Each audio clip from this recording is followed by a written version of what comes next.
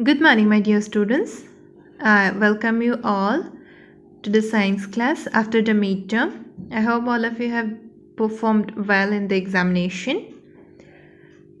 Before doing revision for midterm, we did up to chapter number 8. Yes, the explanation and question answer, discussion of question answers of chapter number 8 was over. So today we are going to start a new chapter, that is chapter number 9, adaptations in animals. This chapter is included in unit 3, living world.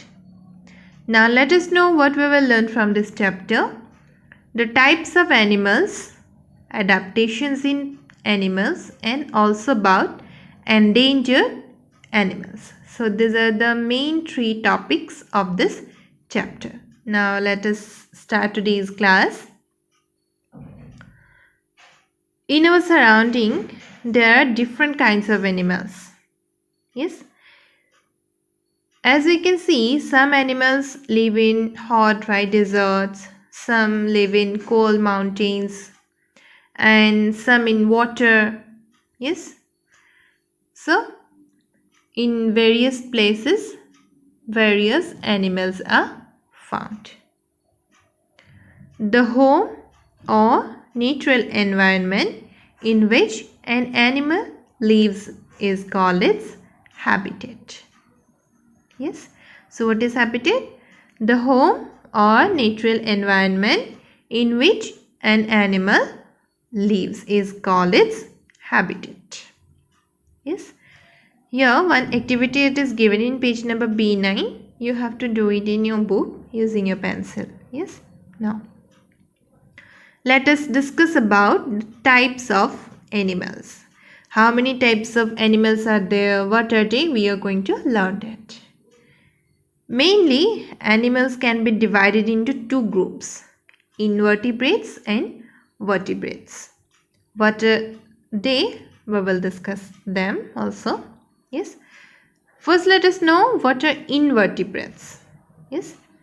The animals that don't have a backbone, they are called invertebrates.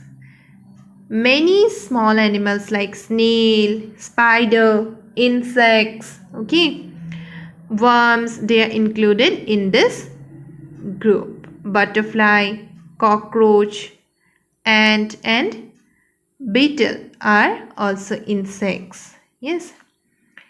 Earthworm and tapeworm, they are examples of worms. See here, snail and earthworm, they are shown, they are invertebrates as they don't have a backbone. Okay. So what are invertebrates? The animals that don't have a backbone are called invertebrates. Next, let us know about the next type of group. The next type of animals, which are vertebrates. Yes, vertebrates, the opposite of invertebrates. That means they have a backbone. Yes, and vertebrates, they can further be subdivided into 5 categories: fish, amphibians, reptiles, birds and mammals. We will discuss about them one by one. First, let us discuss about fish. We all know that fish only live in water. They breathe through gills and with the help of the fins present in their body, they can swim. Yes. Cod, shark, salmon, these are some examples of fish. Next, let us know about amphibians. Yes. What are amphibians? The animals that live both on land and in water. Yes.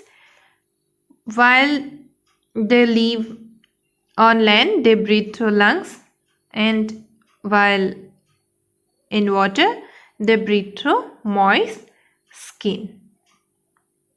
Some examples of amphibians are frogs, toads and salamanders. Yes, here in this picture some examples of names of amphibians are shown. Okay, so what are amphibians? Animals that live both on land and in water. Next, the third subgroup of vertebrates, it is what? Reptile. Yes, reptiles, they have dry and scaly skin. They reproduce by laying eggs. Snake, lizard and crocodile are some examples of reptiles. Yes, as we know that snakes don't have legs, but they have scales so that they can crawl along the ground and move. Yes, now let us know more that fish, amphibians and reptiles, they are called cold-blooded animals. Yes, why? Because the temperature of their body changes with the change in the temperature of the surroundings. Yes, interesting, right? Why fish, amphibians and reptiles are called cold-blooded animals? Because their body temperature changes with the change in the temperature of the surrounding. Yes, here some reptiles are shown in this picture. Next, let us move to the fourth subgroup of vertebrates. Yes, birds. Birds have bodies covered with feathers. Most birds fly with the help of their wings. Their boat-shaped body, hollow bones and light body help them to fly. Examples of birds are pigeon, sparrow, crow and parrot. Some birds like ostrich, penguin and kiwi cannot fly due to their heavy body. They are called flightless birds. Okay. When the word birds come to our mind, we generally think that they can fly. Yes, they have a boat-shaped body. Yes, and body covered with feathers. Yes, but some birds are there which cannot fly. They are called flightless birds. They cannot fly as because of their heavy body. Yes, so here in this picture penguins are shown. Yes, now let us move to the last subgroup of vertebrates. Okay, mammals. Mammals are the animals that give birth to young ones. The mothers feed their young ones with their own milk. They have hair all over their body. They have four limbs and external ears. They breathe through lungs. Examples of mammals are human beings, cow, goat, elephant, lion, zebra and kangaroo. Whale and dolphin are also mammals which live in water. Whale and dolphin frequently come out of water to breathe in air. Yes. So what are the main characteristics of mammals? That they give birth to young ones. The mother feed their young ones with her own milk. Their body is covered with hair. They have four limbs, external ears and breathe through lungs. Yes, here in this picture some mammals are shown. Now,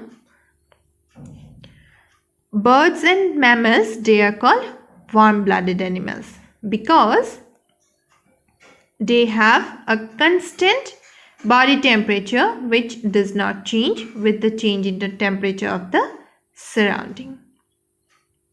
Okay, so today you got to learn about cold-blooded and warm-blooded animals, right?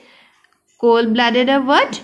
Which can change their body temperature with the surrounding temperature. Warm-blooded are what? They have constant body temperature which doesn't change with the change in temperature of the surroundings. Yes, and with this we are going to conclude today's class. Today we started a new chapter, chapter number 9, adaptations in plants.